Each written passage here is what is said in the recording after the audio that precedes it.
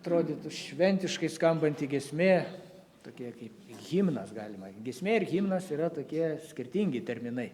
Mes kartais juos kaip sinonimus vartojame, bet himnas toks iškilmingas, vos ne kaip maršas. Taip, tai yra gražu, bet daug svarbiau yra tekstas, žodžiai, kiek mes suprantame jo, suvokiame ir kiek jie iš tiesų eina iš širdies, o ne šiaip tik tai atkartojant tai, kas giesminė yra parašyta. Taip, nuostabus Dievo pažadai, mes giedame apie tai ir net išpažįstame, jais remiuosi visais Dievo pažadais, visais. Tam, kad galėtume remtis visais Dievo pažadais, mes turime visus Dievo pažadus žinoti. Jeigu mes bent kažkiek, tai bent tam tikrą dalį pažadų visiškai nežinosime, nebusime apie juos girdėję, kaip mes galėsime remtis tais mums iki šiol nežinomais pažadais. Tai bus neįmanoma. Štai dėl to tuomet ir nukenčia mūsų tikėjimas, mūsų gyvenimo kokybė, mūsų gyvenimo pilnatvė. O juk Jėzus yra pasakęs, aš atėjau, kad žmonės turėtų gyvenimą, kad apsčiai jo turėtų. Ir štai einu per gyvenimą ir galvoju, Viešpatie, tugi pažadėjai man turėti, kad turėsiu apstų gyvenimą, o aš nesijaučiu taip. Man trūksta, tai ten kažko trūksta, jaučiuosi toks tikrai ne taip, lyg turėčiau apstų gyvenimą.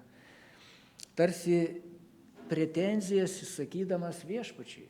Tačiau Viešpats ištikimas, jis pasakė, aš atėjau, kad jūs turėtumėte apsčiai gyvenimo. Problema mano vaikeli ne manyje, o tavyje. Ar visais mano pažadais remiesi? Taip, giedu giesminę visais. Ar visus juos žinai? Na ne, kol kas spėjau susipažinti tik tai su 10% iš jų. Taip, vaikeli, susipažink su kitais pažadais ir remkis jais. Ir tuomet tu patirsi tą apstų gyvenimą.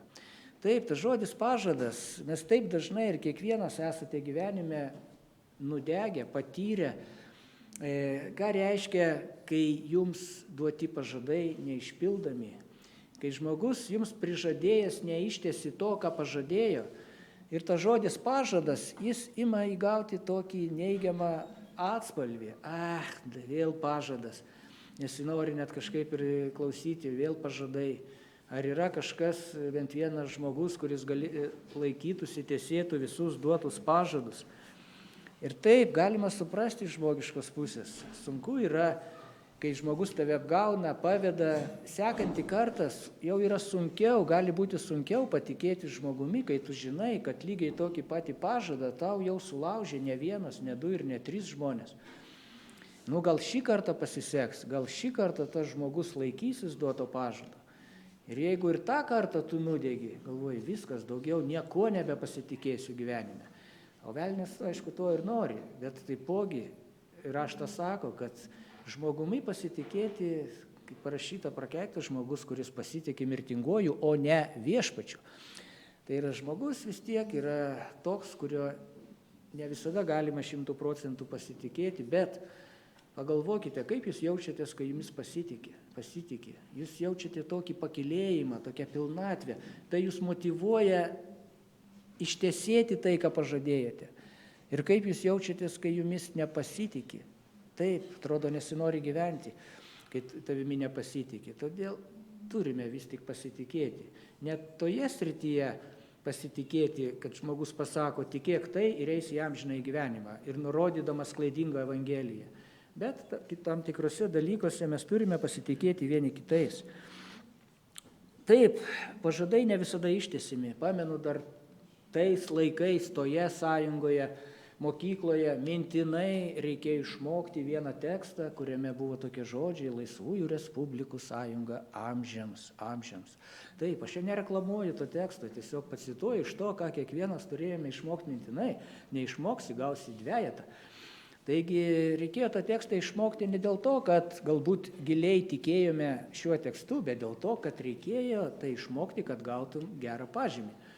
Taip, sąjunga amžiams.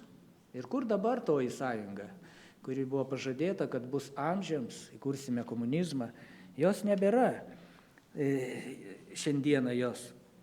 Taip, keičiasi santvarkos, keičiasi politika, sąjunga subirėjo, viena sąjunga ir tuomet vienas iš vadų pasakė, mes po keliarių metų gyvensime kaip Švedijoje, dar vienas pažadas duotas. Ir viskas atvirkščiai, vis blogyn atrodytų, vis blogyn. Žmonės dažnai jau bijo ne tik garsiai išsakyti savo nuomonę, bet jau bijo ir mąstyti kitaip, kad galbūt kažkas mūsų mintis ima klausyti. Taigi sunku pasitikėti duotais pažadais. Taip, kitas pažadas - laimėje ir nelaimėje, džiaugsme ir varge, kol mirtis mus išskirs. Ir kaip dažnai šis pažadas vėlgi supliukšta kaip burbulas, taip, daugiau niekada nepasitikėsiu nei vienu vyru ar nei viena moterimi, žiūrint, kas tą pažadą sulaužė. Ir taip, po to sunkiau pasitikėti pažadais. Taip, daug žadama, tačiau dažniausiai nedaug tai išpildoma. O juk taip norėtųsi gyvenime turėti tokių tvirtų, teisingų pažadų. Ir ne tik turėti tų pažadų tvirtų, bet ir jų išsipildymo, pilno, visiško išsipildymo, kad niekada tie pažadai nebūtų sulaužomi. Norime tokių išpildomų pažadų, kurie lydėtų mus gyvenime, kurie mus palaikytų, kurie mus padrasintų. Taip, galiu tai įveikti, nes man pažadėta, kad aš tai įveiksiu. Taip, tai galiu. Kodėl? Nes aš remiuosi šito pažadu ir žinau, kad bus jisai išpildytas. Taigi kyla toks klausimas, ar įmanomas toks dalykas, turėti tokius pažadus, kuriuos mes galime tvirtai iki pat mūsų žemiškosios kelionės pabaigos ne tik žinoti, bet ir jais remtis, tvirtai žinant, kad jie visada išliks tvirti. Ir kaip tikintieji, kaip krikščionis, kaip Dievo vaikai, kiekvienas tikrai tikiu išpažinsite, taip, yra tas, kurio pažadai yra tikri, tvirti, tai yra Dievas. Jis yra ištikimas, jo pažadai yra patikimi. Teorijoje mes tai žinome, mes tai išpažįstame. Sunkiau tai parodyti mūsų praktinėme gyvenime, kai mes susidurėme su vienokiamis ar kitokiomis situacijomis, kuriuose išbandomas mūsų tikėjimas. Pasirodo, kad ne visada mes taip jau tvirtai pasitikime, remiamės taisiais pažadais, nors galbūt ir sugebame juos puikiai pacituoti. Tačiau mūsų atsakas, mūsų reakcija, mūsų emocijos, mūsų veiksmai, mūsų poelgiai išduoda, kad tu, vaikeli, nepilnai tu pasitiki tuo, kad Dievas yra pažadėjęs. Iš kur tu žinai? Aš tai matau. Iš tavo veiksmų. Dievas tikrai yra ištikimas. Jis laikosi savo pažadų, jis laikosi savo žodžio. Mes tai matome ne tik Dievo žodyje parašyta, mes tai patiriame savo gyvenime. Ir skaitydami šventąjį raštą, tiek Senajame, tiek Naujajame testamente mes matome Dievo ištikimybę. Mes nerasime nei vieno atvejo, kad Dievas būtų neištikimas, nes jis negali būti neištikimas. Nes tai yra jo prigimtis, jo tokia savybė, dieviškoji savybė. Jeigu jis būtų neištikimas, jis nebebūtų Dievas. Jeigu jis yra Dievas, jis yra ir ištikimas, ir amžinas, ir visa žinantis, ir visur esantis. Tokios yra neatsiejamos Dievo savybės. Ir jis niekada nesikeičia, jis yra visada tas pats, jis yra visada tobulai, pilnai ištikimas ir patikimas. Kai jis kažką tai sako, kažką pažada, tai būtinai išpildoma. Taip, yra kitas dalykas, yra pažadai, kurie turi tam tikrą sąlygą. Aš tavęs niekada neapleisiu, nepaliksiu, jeigu tu seksi manimi. Va, yra sąlyga. Taip, sek viešpačiu. Ir pažadas visada bus išpildytas. O jeigu aš nusigręžiu nuo Dievo, tai nereiškia, kad Dievas neišteisėjo pažado, sulaužė pažadą. Tai reiškia, kad aš sulaužiau sandorą, aš pats atsisakiau jo pažadų. Taigi mums tikrai reikia tokio ištikimo Dievo mūsų gyvenime, kad remdamiesi jo duotais, patikimais pažadais, mes galėtume sėkmingai keliauti mūsų gyvenimiškoje kelionėje.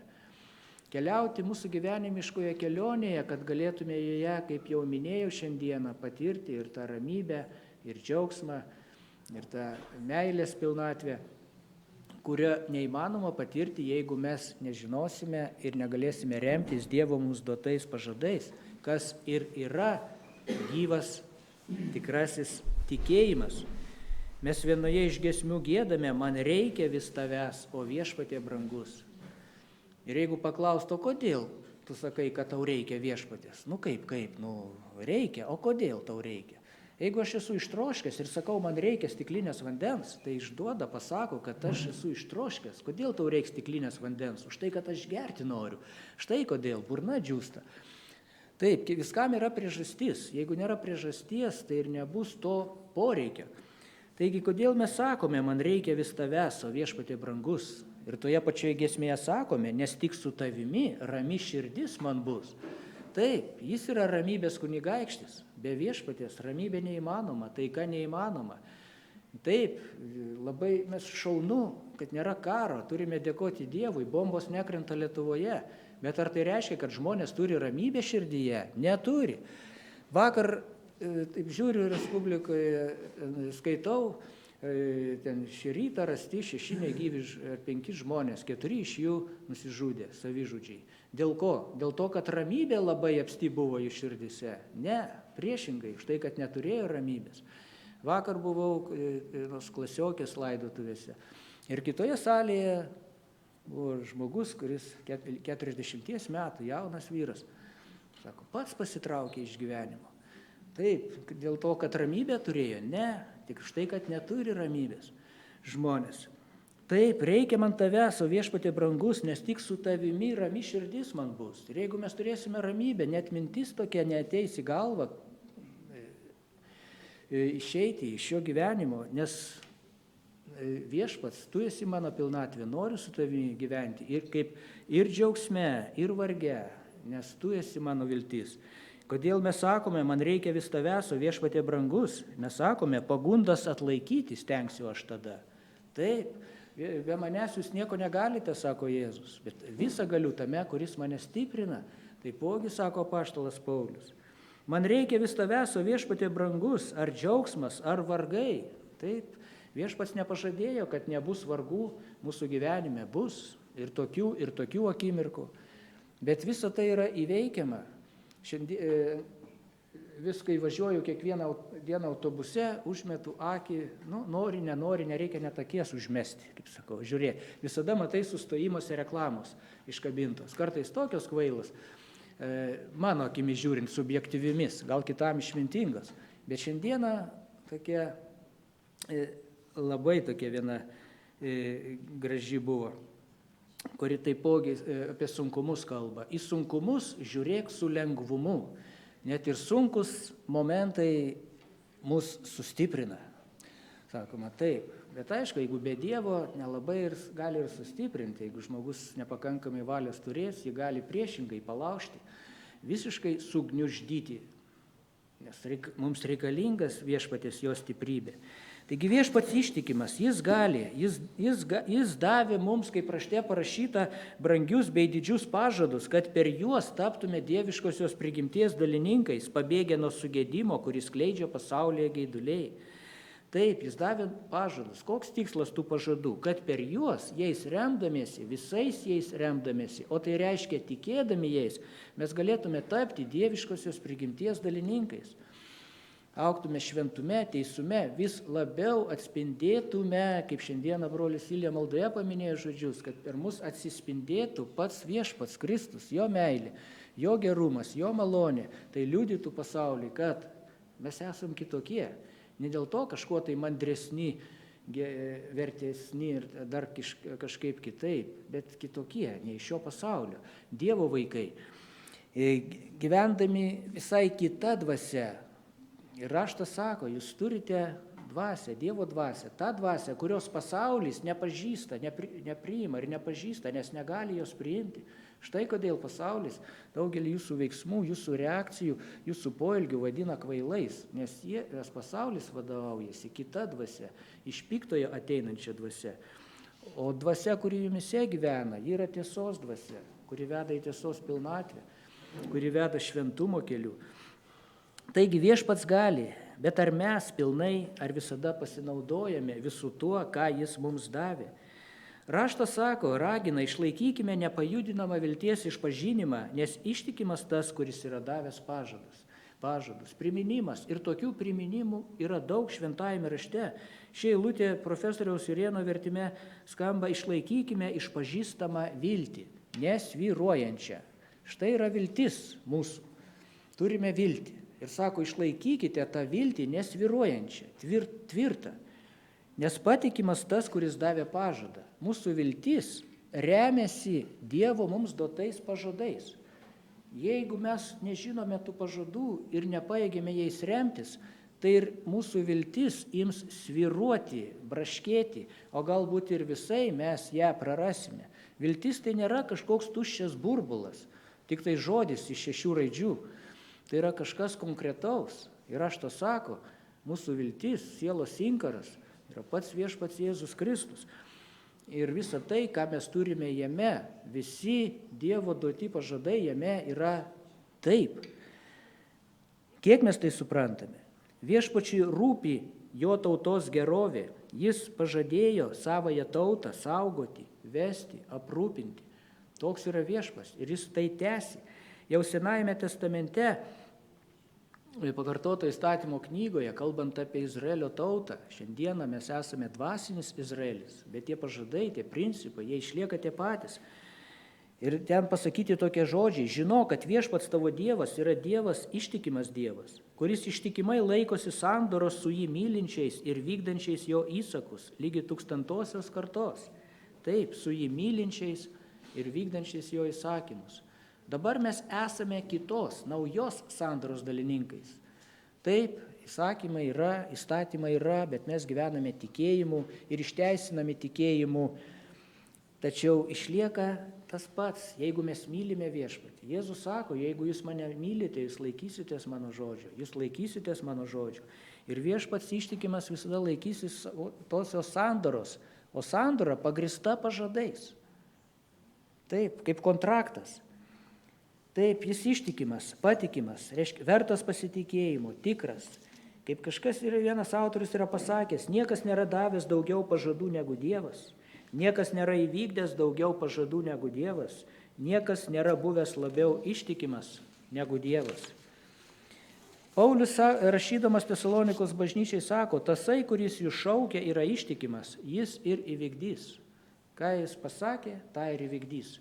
Bet mes kol kas esame procese. Ne visi pažadai jau yra įvykdyti, kiti yra įvykdomi nuolatos. Papuolame į tam tikras situacijas ir toj tam tikras pažadas iš Dievo žodžio ateina, prisimenamas.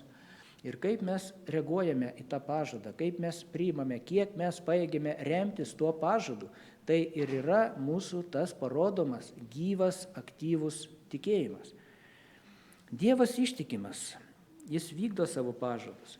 Prisiminkime kai kurios pavyzdžius iš Šventojo rašto, kai Dievas pasakė Abraomui ir Sarai, kurie jau buvo senyvo amžiaus, pasakė, kad jie susilauks sūnaus. Kai viešpats apsireiškė Abraomui, Sarai, 3 vyrai atėjo pas juos ir tokius žodžius pasakė: aš tikrai sugrįšiu pas tave šiuo laiku kitais metais ir tavo žmona Sara turės sūnų. Tuo tarpu Sara, stovėdama jam už nugaros prie palapinės angos, klausėsi. Abraomas ir Sara buvo senyvo amžiaus, pagyvenę. Sara jau buvo liovusi sirgti mėnesinėmis. Tad Sara juokėsi jau savo sakydama, po to, kai nuvitau, negi patirsiu džiaugsmą. Mano vyras toks senas. Taip, ir pati pripažįsta, aš jau nuvitau. Ir mano vyras senas, taip, vienam 90, jai 100, tai 90. Ne pats tinkamiausias amžius vaikams gimdyti. Tačiau ar yra viešpačiai neįmanomų dalykų? Tai pasakyta toliau. Ir čia, kai mes skaitome pradžios knygoje, matome tokį Saros juokas, nepasitikėjimas. Ir vėlesnis jos elgesys, kai ji atidavė savo tarnaitę Hagarą, kad per ją gimtų palikuonis, tarsi išduoda, kad ji nelabai ir tvirtai pasitikėjo to pažadu. Tačiau laiške Hebrajam, kai kalbama apie tikėjimo pavyzdžius, ten pasakyta apie Sarą, tikėdama pati Sara, nevaisinga ir nebe to amžiaus, gavo galę susilaukti palikuonėms, nes pasitikėjo tuo, kuris buvo davęs pažadą. Čia galime tik tai prielaidas daryti, spėliot, kada tas tikėjimas galiausiai toks pilnesnis dasibeldė jos širdį, gal vėliau, gal po to, po Izmaelio gimimo susivokė, ką aš padariau. Dievo pažadas tvirtas, tikras, tvirtai tikėsiu. Nežinome tų smulkmenų, tačiau raštas visas yra įkvėptas. Jeigu laiško Hebrajam autorius kalba apie Saros pasitikėjimą, reiškia, negalime kaltinti jos, kad ji visiškai netikėjo tuo pažadu. Tikėjimu Sara, kaip kitame vertime parašyta, gavo galios pastoti ir pagimdė vaiką, nes ji laikė ištikimu tą, kuris pažadėjo. Pažadas ir laiko ištikimu tą, kuris davė tą pažadą. Taip, iš tikrųjų, ar yra Dievui negalimų dalykų? Ir tos žodžius mes turime atsiminti kasdien, kai susidurėme su tam tikromis situacijomis, kai be Dievo pagalbos tikrai atrodo neįmanoma kažką tai būtų pakeisti. Jozuė, kitas didis Dievo vyras, Dievas buvo pažadėjęs nepalikti Izraelio vaikų Egipto vergovėje, buvo pažadėjęs juos išvaduoti vieną dieną, išvesti į kraštą tekantį pienu ir medumi. Ir po 400 metų vergovės, tos praleistos Egipte, Dievas siuntė Mozę išpildyti jo duotą pažadą, išvesti Izraelio vaikus iš vergovės į pažado žemę. Tačiau po kurio laiko Mozė mirė, viešpats nedavė jam įžengti į pažado žemę ir atrodytų, kaipgi dabar bus pažadas įvykdytas. Mozė mus vedė į pažado žemę, štai mes stovime jau prie netoli sienos ir Mozės nebėra. Tai kas nuo šiol mus ves? Kur mes gausime kitą vadą? Tačiau jeigu Dievas pažadėjo, Dievas ištesės. Jisai į Mozės vietą pastatė kitą vyrą, Jozuė. Taigi pažadas jisai toliau išlieka galioti, kad ir kaip ten aplinkybės be pasikeistų, žiūrint žmogiškomis akimis. Dievas liepė eiti per Jordano upę, jau vedami Jozuės, užimti duotą žemę, tačiau vėl kyla problema, upė patvinusi, pakilusi, kaip pereisime. Kunigai nešė skrynę, vanduo sustojo ir jie perėjo sausuma, stebuklas, kur tikrai nė vienam į galvą nešautų tokia mintis, kad štai dabar mes sustos vanduo, dar kažkas įvyks. Jie tiesiog vykdė tai, ką viešpats pasakė, imkite skrynę, eikite, taipogi jie žinojo pažadą. Aš jums atiduodu tą žemę, pienu ir medumi tekančią žemę, ji bus jūsų.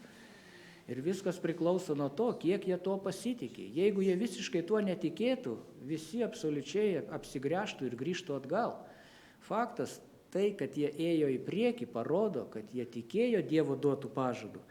Ir žmonės perėjo Jordaną priešais Jerichą. Ir štai vėl kita kliūtis, Jerichas. Ir vėl viešpats duoda pažadą. Tokią įdomią instrukciją pateikė, kaip ten reikia žygiuoti jiems aplink tą Jerichą, trimituoti. Ir sako, ir tuomet sienos grius ir jūs užimsite Jerichą. Atrodytų, kasgi gali patikėti tokio nesąmoningą taktiką, strategiją, žygiuoti aplink miestą ir sienos sugrius. Bet pirmas, jie tikėjo, parodė tikėjimą paklusdami ir jie žinojo pažadą. O Dievas pažadėjo, sienos grius. Taip, tikime Dieve tavo pažadu. Jeigu tu pasakėjai, kad sienos grius, reiškia grius. Sąlyga, taip, žinome sąlygą, žygiuoti turime aplink Jerichą. Jie įvykdė sąlygą, pažadas buvo išpildytas. Saliamonas, karalius Dovydas norėjo pastatyti šventyklą, tačiau tam tikri įvykiai dėl to, kad jis buvo karys, kariavo, dalyvavo mūšiuose, nebuvo duota Dovydui pastatyti šventyklą, bet Dievas vėlgi davė pažadą. Sako, tavo sūnus Saliamonas pastatys šventyklą. Ir vėlgi viešpats išpildė tą jį pažadą. Ir kai jau šventykla buvo pastatyta, jos pašventinimo iškilmėse Saliamonas maldoje pripažįsta Dievo ištikimybę savo duotiems pažadams. Jis sako, viešpats įvykdė duotą pažadą. Aš tapau savo tėvo Dovydo įpėdiniu, įžengiau į Izraelio sostą, kaip viešpats pažadėjo, ir pastačiau namus viešpaties Izraelio Dievui. Ir vėlgi, kągi čia mums sako Saliamonas, jis primena, sako, viešpats įvykdė duotą pažadą. Taip, tai, kas buvo viešpaties jau pažadėta iš anksčiau, dabar tai buvo įvykdyta. Ir kiek mes šventajame rašte skaitome, visur mes tai pamatysime Dievo pažadų išpildymą. Ir tikrai tai mus verčia žavėtis, koks viešpats nuostabus. Tačiau lengva yra priimti tai, kai Dievo pažadai yra išpildomi kažkam kitam. Taip, viešpats visagalis, galingas, aš tai matau, štai apie tai skaitau.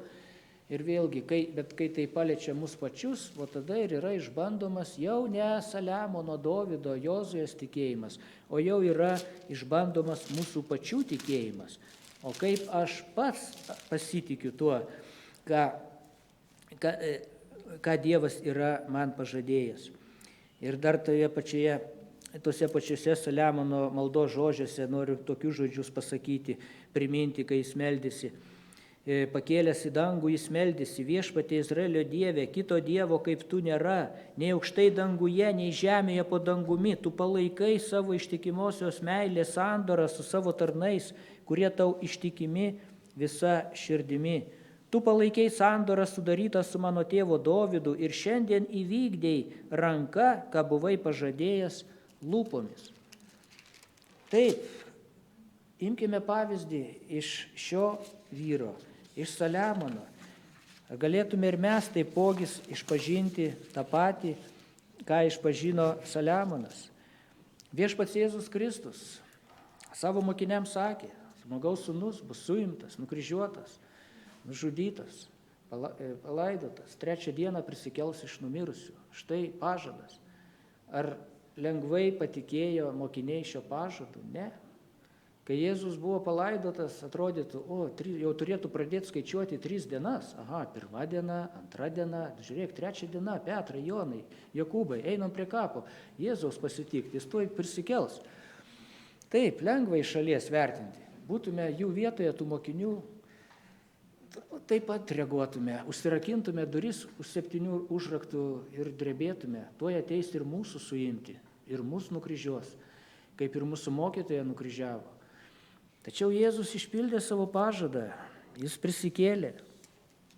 Ir kai mokiniai atbėgo prie kapo, išgirdę žinią, kad Jėzaus nėra, kad jis yra prisikėlęs, tuomet jau atbėgo pažiūrėti ir angelas pasirodęs ištarė tokius žodžius, jo čia nėra, jis prisikėlė, kai buvo sakęs. Kaip buvo sakęs, kaip pažadėjo, taip ir įvyko. Taigi Dievas ištikimas, jis išpildo savo žodį, laikosi savo žodžio. Ir ką tai reiškia mums? Tai reiškia, kad mes galime tvirtai pasitikėti juo visiškai, pilnai, kaip ir giedame giesmėje, juo remiuos, visais jo pažadais. Ir tegul tai būna ne vien tik tai žodžiai, ištirkime save, kažkur tai mes sudvejojame, suabejojame. Taip, nekriskime, nepulkime į paniką, taip, esame mes silpni, trapus, tiesiog išpažinkime tai Dievui. Ir Dievas tikrai mus sustiprins, paguos, pataisys. Jisai žino, kokie mes esame, jis mūsų nekaltina dėl to.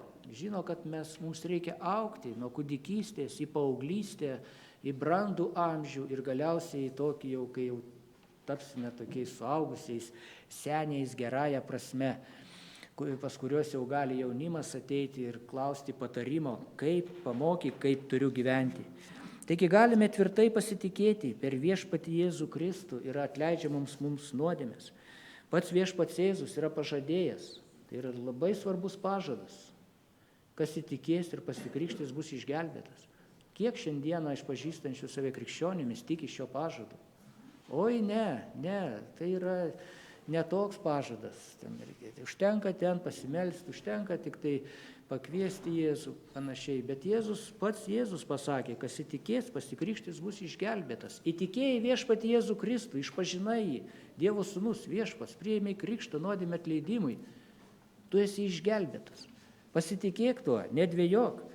Ir štai čia turėtume ne tik, kad aš turiu jūsų paklausti, ar tvirtai pasitiki šio pažadu, kiekvienas savęs paklauskite, ar aš tvirtai pasitikiu šio pažadu, kad jeigu aš įtikėjau, priėmiau krikštą, aš esu išgelbėtas, aš esu Dievo vaikas. Mes skaitome pažadą, jeigu išpažįstame savo nuodėmės, jis ištikimas ir teisingas, kad atleistų mums nuodėmės ir apvalytų mus nuo visų nedorybių.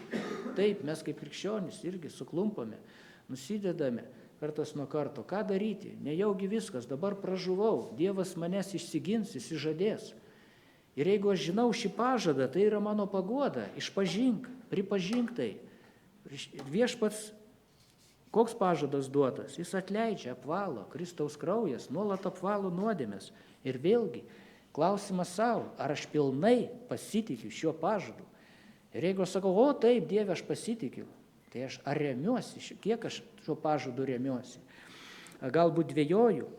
Raštas sako, pažadas, jame mes turime atpirkimą, nuodėmę atleidimą, viskas, visų nuodėmę atleidimą. Ar tvirtai pasitikiu šiuo pažadu? Taip, tai, kad viešpats ištikimas, galime tvirtai pasitikėti, kad viešpats mūsų niekada nepaliks. O jau kartais krikščionis ima dvejoti, o viešpats mane primiršo. Dvejoja, užsiėmęs galbūt kitais reikalais, badaujančiais Afrikoje, žūstančiais kare, o dabar čia manimi gyvenančiame Lietuvoje, kur nei karo, nei bado nėra, turbūt laikinai mane primiršo. Ne. Tokios mintis gali kilti, jeigu mes nežinome Dievo pažadų. Viešpats yra pasakęs, visi, kuriuos man duoda tėvas, ateis pas mane ir ateinančio pas mane aš neatstumsiu. Niekada aš tavęs nepamesiu ir neapleisiu, sako viešpats. Niekada. Ne taip, kad kartais pirmadieniais aš tave truputį paliksiu vieną pasiganyti. O tą pirmadienį ateis vilkas ir mane sudraskys, nes likau be ganytoje. Ne, niekada tavęs nepamesiu ir neapleisiu. Pažadas, esu tikras, kad tas, kuris jumise pradėjo šį gerą darbą, jį ir užbaigs iki Kristaus Jėzaus dienos, rašo Paulius. Taip, ką jis pradėjo, tą ir užbaigs. Ar aš to pasitikiu, jeigu aš seku ištikimai viešpačiu Jėzumi Kristumi? Kai mes buvome išgelbėti, Dievas pradėjo mumise gerą darbą.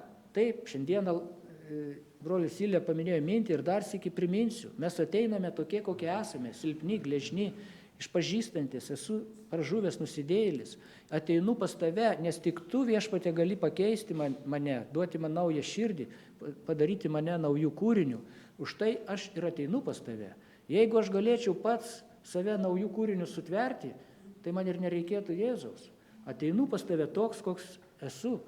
Tačiau viešpats po to pradėjęs tą gerą darbą, toliau jį tęsia iki pat paskutinės dienos.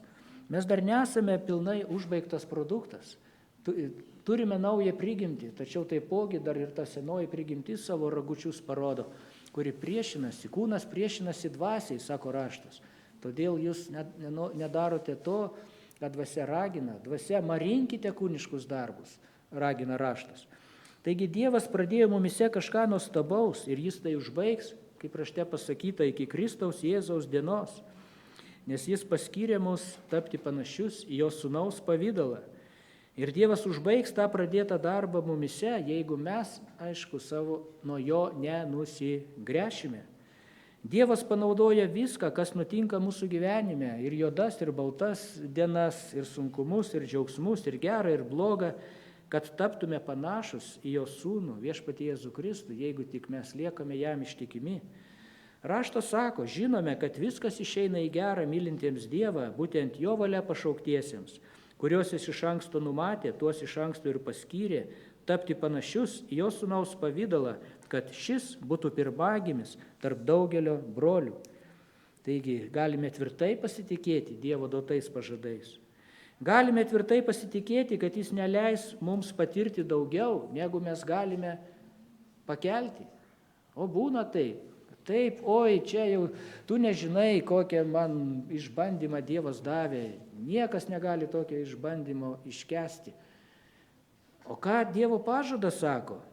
Jums tekę išmėginimai tai yra žmogiški, Dievas ištikimas, jis neleis jūsų mėginti virš jūsų jėgų, bet su mėginimu duos ir išeitį, kad galėtumėte atsilaikyti arba ištverti. Pažadas. Dievo pažadas. Pažadas to, kuris yra ištikimas ir patikimas. Ir dabar žiūrėkime iš savo pusės, kiek aš pasitikiu šiuo pažadu.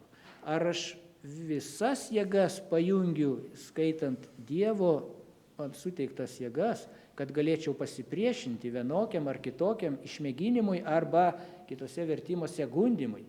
Nes ta pati situacija, žiūrint Dievo akimis, yra išmėginimas, žiūrint velnio akimis, yra gundimas. Nors tai viena ir ta pati bus situacija.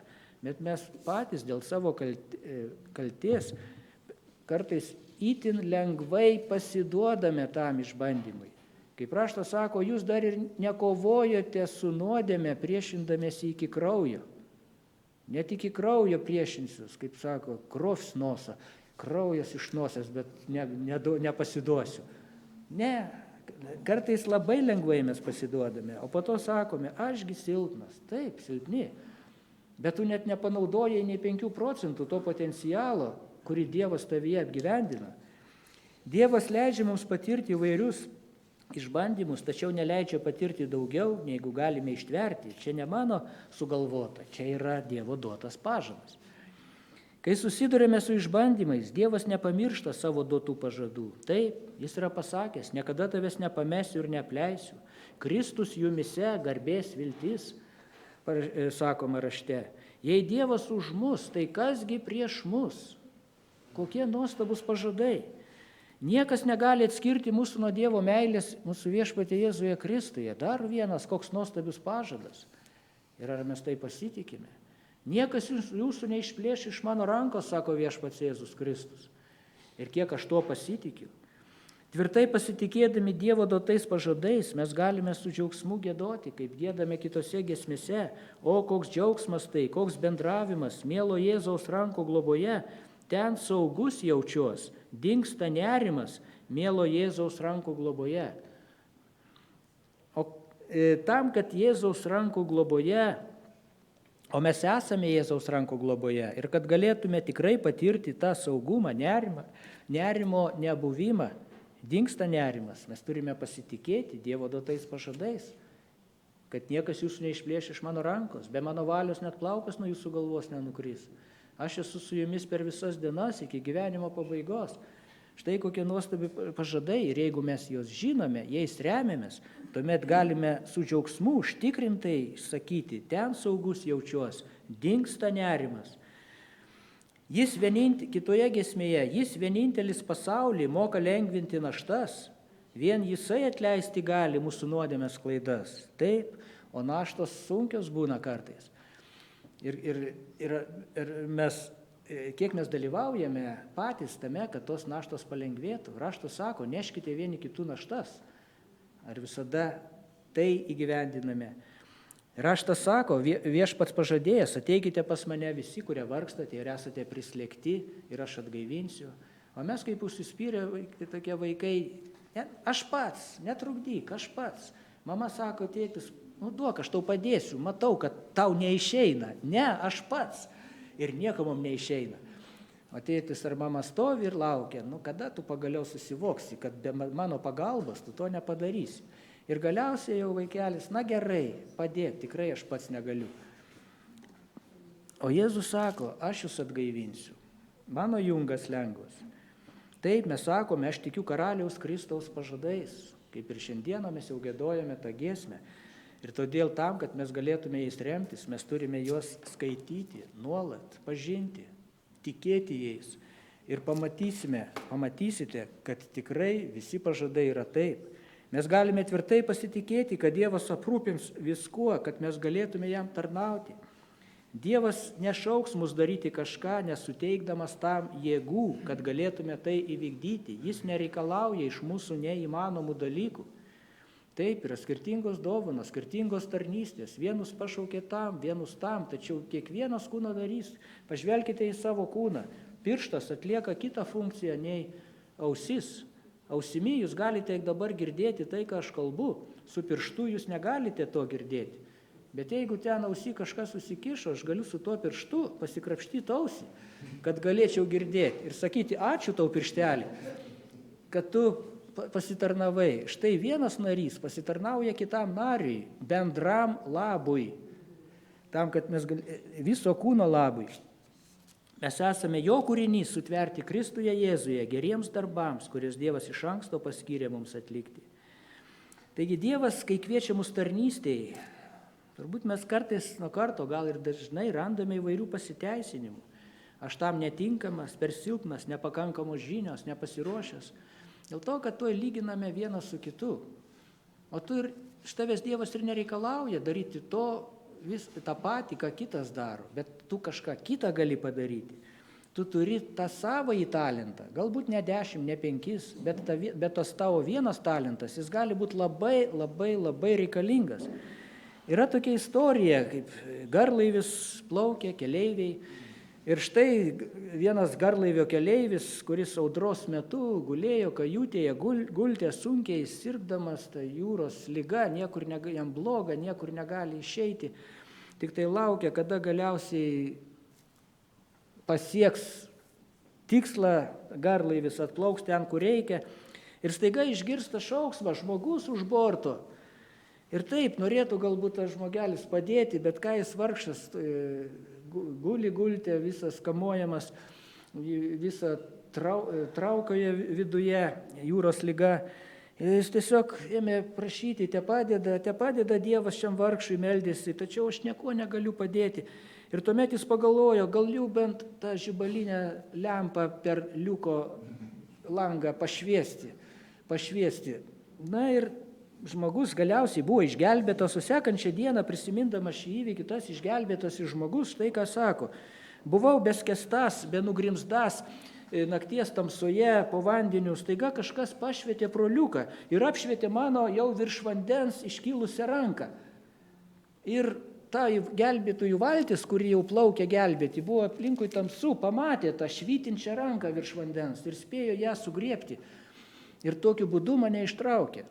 Ir štai pagalvokime, va tas žmogelis nebūtų pašvietęs to prožektoriumi pro liuką ir nebūtų žmogus išgelbėtas. Atrodo, čiagi gelbėtojų pats svarbiausias darbas buvo, jie čia gelbėtojai, bet jie nieko nebūtų padarę, bet to jūros ligos kamuojamo žmogeliuko, kuris atrodytų tiek nedaug te padarė, bet iš tikrųjų būtent jo dėka buvo išgelbėta gyvybė. Taigi šviesa apšvietė, sako, mano ranką, jūreivis gelbėjimo valtyje pamatė, nutvėrė ją ir ištraukė mane jau beskęstantį gilyn. Ir kitas pažadas, galime tvirtai pasitikėti, viešpats sugrįš, einu jums vietos paruošti, sako viešpats Jėzus. Kai nuėjęs paruošiu, vėl sugrįšiu ir jūs pas save pasiimsiu, kad būtumėte ten, kur ir aš. Nuostabus pažadas, ar tvirtai pasitikiu tuo pažadu? Kas išpažins mane žmonių akivaizdoje, tai ir aš išpažinsiu žmonių akivaizdoje, sako viešpats, bet tai nėra pabaiga pažado. Taipogi skamba toliau, o kas išsigins mane žmonių akivaizdoje, tai ir aš išsiginsiu žmonių akivaizdoje. Pažadai tai ne vien tik tai, kurie žada kažką tokio labai gražaus švytinčio. Pažadai yra ir su tokiu neigiamu atspalviu. Pažadas, jeigu tu išsiginsi manęs žmonių akivaizdoje ir aš išsiginsiu tavęs dangiškoje tėvo akivaizdoje, o Dievas yra ištikimas, jis laikosi savo pažadų, jis negali sulaužyti savo pažado, todėl mes turime žinoti ir tokio tipo pažadus. Kas sako, mano teisusis gyvens tikėjimu, sakoma, pažadas. Tai tiki, reiškia tu gyveni. Jeigu tu nebetikėsi, tu negyvensi. Tačiau šis pažadas taipogi dar nesibaigė, taip toliau skamba, jeigu jis bailiai pasitrauktų, mano siela jo nebesigerės. Dar vienas pažadas ir tą pažadą mes taipogi turime žinoti, jo laikytis.